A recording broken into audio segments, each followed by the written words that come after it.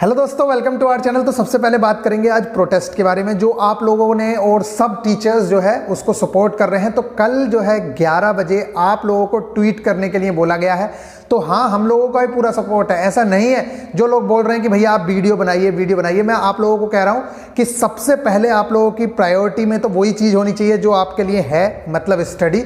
जैसे ही आप उठते हो, सबसे पहले आप 11 बजे क्या कर सकते हो, 11 बजे जैसे बोला गया है, क्या ट्वीट कर रखा है, जस्टिस फॉर रेलवे स्टूडेंट। एक तो मुझे ये समझ नहीं आती, ये पता नहीं कौन रखता है। अब इसमें कोई सबसे बड़ी दिक्कत पता है क्या होती है, जो ट्वीट कैंसिल होते हैं या मतलब ट्रेंड नहीं कर पाता, वो इसीलिए नहीं कर पाता। जैसे कुछ लोग क्या करेंगे, स्मॉल में जस्टिस लिखेंगे, कुछ लोग रेलवेज भी जस्टिस में लिखेंगे। अब इसमें क्या है, खुद ऐसे कर रखा है, इसमें डाल रखा है ये वाला जो टैग है जस्टिस फॉर रेलवे। इसमें जे कैपिटल है, एफ कैपिटल है, आर कैपिटल है, एस कैपिटल है। तो इसमें क्या है, डिफिकल्टीज इसी वजह से आती हैं और इसी वजह से ये ट्रेंड नहीं कर पाती। फिलहाल जो भी हो, अब जो रख दिया गया है, आप लोगों को सिर्फ जस्टिस लिखोगे तो आप अपने आप आ जाएगा जस्टिस फॉर रेलवेज, इस चीज को टैग करके। और बाकी जो टीचर्स हैं, जिन चीजों को भी आपको टैग करना है, उन सब लोगों को टैग करके और आप अपना 5 से 10 मिनट जरूर से जरूर निकालें और ट्वीट कर सकते हैं। और बहुत अच्छी बात है कि सब लोग जब साथ आ रहे हैं तो आप लोगों को भी उनका सपोर्ट करना चाहिए।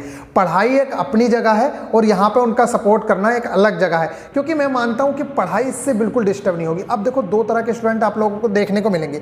अभी इसमें क्या देखने को मिलेगा, आप खुद देखेंगे कि कुछ लड़के तो ऐसे होंगे जो पूरे दिन सोचेंगे कि आज ट्विटर ही ट्विटर चलाते। अरे भाई, पूरे दिन लायक तो उसमें कुछ है ही नहीं। आप ट्वीट करिए, जैसे ही आप 11 बजे ट्वीट कर दिया, फिर आप पढ़ने बैठ जाओ, फिर आधे घंटे बाद ट्वीट कर दो, 2 से 4 5 जो भी आपको ट्वीट करने, आप आराम से ट्वीट करिए, कोई भी टेंशन होने वाली नहीं है। और मैं इतना कहता हूं, अगर इस तरह से भी ट्वीट करोगे ना, कहने का मतलब इतना है कि जो सपोर्ट करना है वहां पे जरूर से जरूर सपोर्ट करें, लेकिन अपनी पढ़ाई को प्रायोरिटी में रखें। अब मैं बात करूंगा आप लोगों के टारगेट्स के बारे में, क्या क्या है। और फिलहाल मैं आप लोगों को बता दूं आगे की प्लानिंग कैसी चल रही है, क्या है। ये कुछ बुक्स मंगवानी है आप लोगों के लिए, और हमारा फोकस साइंस पे बहुत ज़्यादा है, क्योंकि वो जो मार्क्स हैं वो बिल्कुल सॉलिड मार्क्स हैं। तो इसकी अनबॉक्सिंग करूंगा मैं कल, आप लोगों को दिखा दूंगा कि कौन कौन सी बुक्स आई हैं। अगर हमारे लिए इंपॉर्टेंट चीज़ें होती हैं और इसमें कुछ इंपॉर्टेंट होता है तो आप लोगों को बता दी जाएगी। अगर बुक लेनी होगी तो आप ले लेना, अदरवाइज इसका इंपॉर्टेंट कंटेंट मैं आप लोगों को जरूर से जरूर प्रोवाइड करवाऊंगा। फिलहाल देखेंगे कल क्या चीज़ें हैं इसमें। अब मैं बात करता हूँ आप लोगों के टारगेट्स के बारे में। तो सबसे पहले तो मैं कह रहा हूँ, बहुत मजे ले लिए, ठीक है। कितने, बहुत ज़्यादा टाइम आप लोगों को रिवीजन का दिया जा रहा है, और मैं रिवीजन की वैल्यू समझता हूँ, इसीलिए मैं इतना टाइम आप लोगों को रिवीजन के लिए दे रहा हूँ। लेकिन ये चीज़ ध्यान रखें, सिलेबस भी बहुत सारा पड़ा है, उस सिलेबस को भी कवर करना है। तो अब टारगेट्स थोड़े से बढ़ाए जाएंगे, और आगे मेरी प्लानिंग हो रही है कि मैं बोर्ड पे आ जाऊंगा तो आप लोगों को और चीज़ आसान लगनी शुरू हो जाएंगी। जितने मैं टारगेट्स देता हूँ उसका कुछ जो इंपॉर्टेंट चीज़ें हैं, मतलब जो समझाने वाली चीज़ें हैं, वो मैं समझा दिया करूंगा, तो फिर सारी टेंशन खत्म हो जाएगी। अब बात करते हैं आप लोगों के टारगेट्स के बारे में कि टारगेट्स क्या क्या हैं। तो देखो, सबसे पहले जो ये वाला चैप्टर है प्रॉब्लम्स और नंबर्स, इसमें 10 एग्जाम्पल हैं जो मैंने कल भी टारगेट दिया था, लेकिन आपके टारगेट ज़्यादा हो रहे थे, इसलिए मैंने उस टाइम पे ये प्रोवाइड नहीं करवाया, क्योंकि ज़्यादा टारगेट हो रहे थे। आज आप लोगों को ये 10 एग्जाम्पल्स करने हैं। इसके अलावा जो चीज़ें रह गई हैं, मतलब इसके जो इंपॉर्टेंट क्वेश्चंस हैं, वो मैं आप लोगों को प्रोवाइड कराऊंगा, वो आपको करने हैं। इसके अलावा अगर मैं बात करूं तो देखो, यहाँ पे जो करंट अफेयर्स में कुछ चीज़ें हैं बहुत ज़्यादा इंपॉर्टेंट है। जैसे कि हमारे यहाँ जो तूफान आए हैं वो कौन कौन से हैं, चक्रवात कौन से आए हैं 2020-21 में। तो जैसे यास का नाम लिया जा रहा है, तो इसमें क्वेश्चन किस तरह से पूछा जाता है, एक चीज़ ध्यान रखना।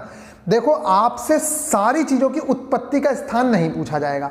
उत्पत्ति का स्थान सिर्फ जैसे पूछा जाएगा कि यास जो तूफान आया था या चक्रवात आया था, वो उसने किस क्षेत्र को प्रभावित करा था। तो एक तो आपको ये बताना होगा कि हाँ भाई, उड़ीसा को करा था कि पश्चिम बंगाल को करा था, एक बात ये हो गई। इसके अलावा आपसे वो ये पूछ सकता है कि इसका उद्गम स्थल कहाँ था, मतलब कहाँ से ये बना था। तो आप लोग बता सकते हो उत्पत्ति जो हुई इसकी बंगाल की खाड़ी से हुई थी। तो ये जो उत्पत्ति है ना, ये ऊपर के, मतलब जो लास्ट टाइम में 2 आए हैं, मान लो पिछली बार ये आया और इससे पिछली बार ये आया, ऐसा नहीं कि 2020 तक की उत्पत्ति याद करो। तो समझ आ गई कि पिछले 2 से 3 की उत्पत्ति याद रखनी है और बाकी का प्रभावित क्षेत्र याद रखना है, और जो मैंने लिखा है। और पूछा जाता है कि इस तूफान का नामकरण किसने किया। तो एक बात याद रखना, सारे तूफानों के नामकरण आपसे नहीं पूछे जाएंगे, जो पीछे वाला हुआ है उसका पूछा जा सकता है, या उससे एक पीछे वाला, बस। मतलब लास्ट टाइम जो 1 या 2 आए हैं उनसे ही पूछा जाएगा, इसके अलावा नहीं। बाकी चीज़ें जो इंपॉर्टेंट है वो मैंने इसमें मार्क कर दिया है, आप लोग जरूर से जरूर देख लेना, और ये क्वेश्चन आप लोगों को करने हैं।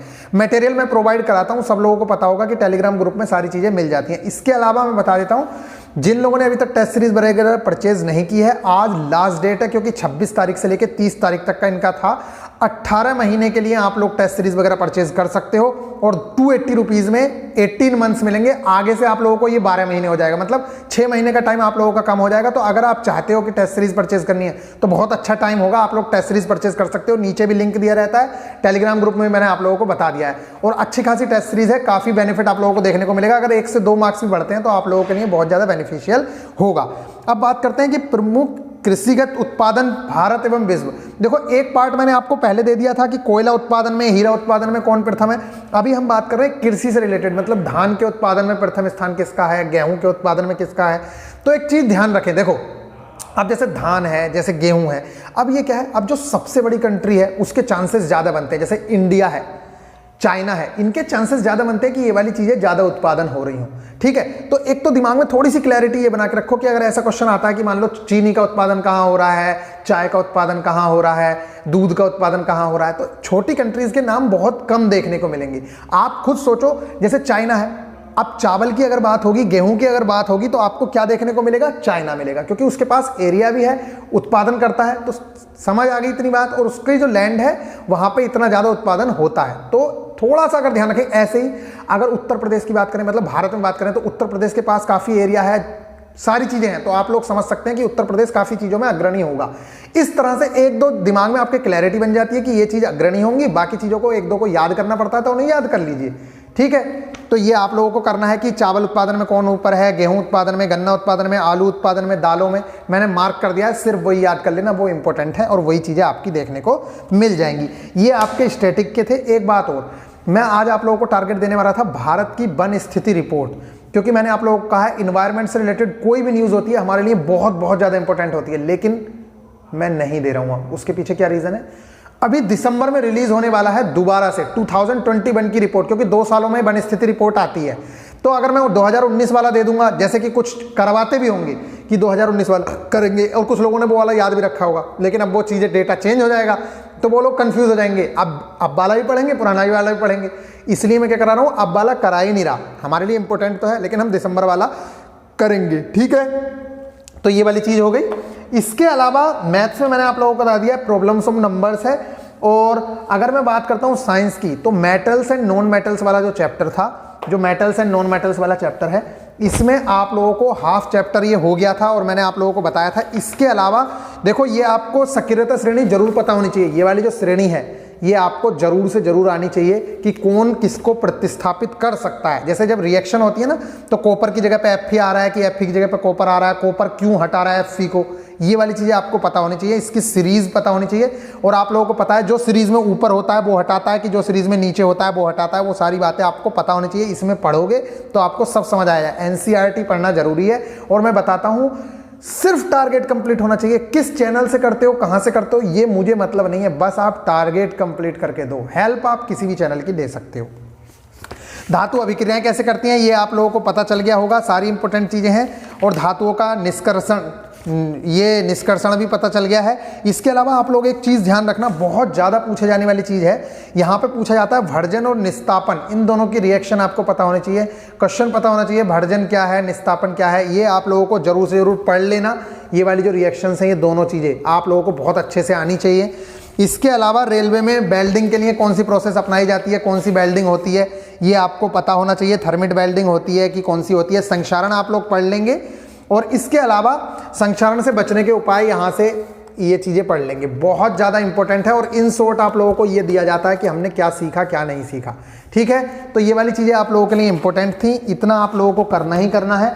अब मैं बात कर लेता हूँ रीजनिंग की। रीजनिंग में हमारा जो है वर्ड फॉर्मेशन वाला चैप्टर है। वर्ड फॉर्मेशन मतलब ये क्या कहते रहते हो? अच्छा, वर्ड फॉर्मेशन में 2 टाइप के आपको क्वेश्चन मिलेंगे। मान लो एक दे देगा ऊपर, ठीक है, बहुत लंबा सा शब्द दे देगा, पूछेगा इनमें से कौन सा शब्द बन सकता है। नीचे वाले शब्द देगा, पूछेगा ऊपर वाले में से कि इस शब्द की सहायता से नीचे कौन सा शब्द बन सकता है। और एक पूछता है, ऊपर एक शब्द देगा, निम्नलिखित में से कौन से शब्द नहीं बन सकता है। समझ आ गई? मतलब 3 शब्द बन रहे होंगे। देखो ये देख सकते हैं आप यहाँ पे, ये देख रहे हैं आप, ये वाली चीज आपसे ऐसे एक चीज देगा, ये वाला वर्ड दे दिया उसने, और पूछेगा निम्नलिखित में से कौन सा वर्ड नहीं बन सकता है। तो आप लोगों को ऐसे क्वेश्चंस करने के लिए ना सबसे पहले जो आपको ऊपर वर्ड दिया उसे एक बार ध्यान से देख लो, मतलब एक बार ध्यान से देखना जरूरी होता है। फिर नीचे आप लोग जब देखोगे तो आपको पता चल जाएगा ऊपर तो टी था ही नहीं तो ये टी वाला कट कर दो, ऊपर तो एस था ही नहीं ये भी कट कर दो, समझ आ गई। तो मतलब आप लोगों को डायरेक्ट एक एक वर्ड के बेस पे कट करते जाना है कि ऊपर ये वाली चीज थी यहां नहीं है इसलिए ये कट हो गया, समझ आ गई। तो आपको दो तरीके के क्वेश्चंस करने हैं और करने का सबसे अच्छा मेथड बस वही है कि ऊपर वाली चीज को ध्यान से पढ़ लो, आप लोगों को पता चल जाएगा कि ये वाला वर्ड बनेगा या नहीं बनेगा, समझ आ गई। तो ये वाला आप लोगों का था। इसके अलावा विभिन्न पैमानों पर तापमान दे रखे हैं कि किसका, जैसे पूछा जाता है रूम टेम्परेचर कितना होता है, ठीक है, सामान्य रूम टेम्परेचर कितना होता है। तो अब क्या है, आपको मान लो डिग्री सेल्सियस में वैल्यू पता है तो आपको फ़ारेनहाइट में कैसे निकाली जाएगी, सेल्सियस में कैसे निकाली जाएगी, ये आप लोगों को पता होना चाहिए, समझ आ गई। जैसे अब कुछ लोग कहते हैं कि भैया हमारा 98.4 है, 98.6 है, 37 डिग्री सेल्सियस है। इसी तरीके से आपको ये वाली चीज़ें फ़ारेनहाइट के साथ साथ बाकी स्केल पे भी पता हो। और ये वाली चीज़ें सिर्फ 9 से 10 चीज़ें हैं, अगर आपने याद कर ली। क्वेश्चन जैसे पूछा जाता है जैसे वो कि -40 डिग्री सेल्सियस वाला क्वेश्चन पूछा जाता है कि कौन से दो स्केल -40 पे बराबर हो जाते हैं। तो ये वाला क्वेश्चन आप जरूर कमेंट में बताना कि कौन से दो स्केल हैं जो -40 डिग्री पर सेम हो जाते हैं। केल्विन और फ़ारेनहाइट हो जाते हैं, फ़ारेनहाइट और डिग्री सेल्सियस हो जाते हैं। तो ये वाली चीज़ें जरूर बताना, ठीक है।